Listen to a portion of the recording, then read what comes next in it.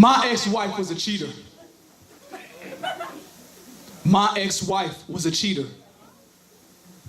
She cheated on me even though I did all I could to bring a smile to her face, while she was out doing what she could to bring our family name a disgrace. I tried to make her stop. I would beg and I would plead, but she just looked in my face and say, "I'm sorry, it's another man that I need." So she would run the streets and sleep with the creeps and the late night misfits while I was left to weep. Are you even married to me? Or the red light district? But she'd return to me when in need of real love and all of life's luxuries. But as soon as she got what she wanted from me, she'd return to her distorted fantasies. Things were so different when we first met. She was so humble and appreciative of my love when we first met. When we met, that wretch had a fret like a wreck. Perplexed she was by the threats of life that were settling into that woman like ink to the skin. She would cringe at the negative words prescribed to her cerebellum, but I stepped in like a friend. No more like kin to the kin who tends to defend and sends those negative words and thoughts away and says, "Hey, baby, with me you will win." I took her in, and I made my house our home.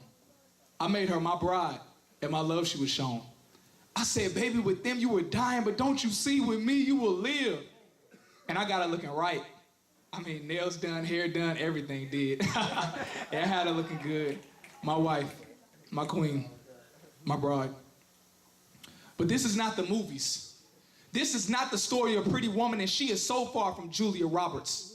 So let's return to the pus of distrust that brought about my disgust, because we need to discuss why I even started this fuss. I know what most of y'all are thinking. She cheated on him with some strangers or some guys he didn't know.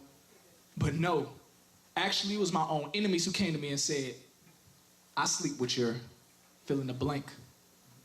And I was like, "What? You would take the hand of another man, forgetting our wedding band?" So then, wrath and regret rose from the deck to my neck as her disrespect began to incept. We had to disconnect. I know this sounds like something off that TV show Cheaters.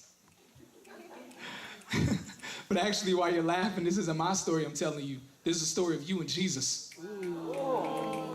Yes, because the Bible says you and I are all Christ's bride. And when this honeymoon is over, his ring is given only to the faithful and not those who thought they'd give it a try. But it once was me. On G-O-D, I creeped like TLC on repeat. I got in the sheets to have a menage of three with vanity and self-idolatry. We're only as plain as Jane, but we remain trying to detain and change the mind of God by our profound thoughts and ideologies. We make love to the world and our selfish desires for hours at a time, but then when our life starts going bad, we want to have a quickie at the altar and say, "Touch me, God. Heal me in church today." Even though I only came to church to get mine.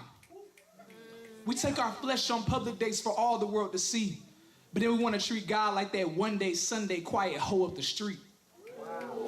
But my God is not some punk to be treated like a romantic wimp. And unfortunately, he will gargle and spit unfaithful chumps into a fire that's never quenched. But he is coming back for a beautiful, lovely, faithful bride, not unrepentant cheaters.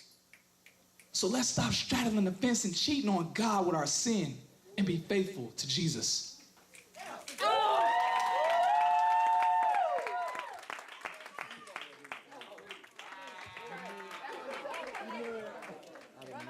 Glory to God.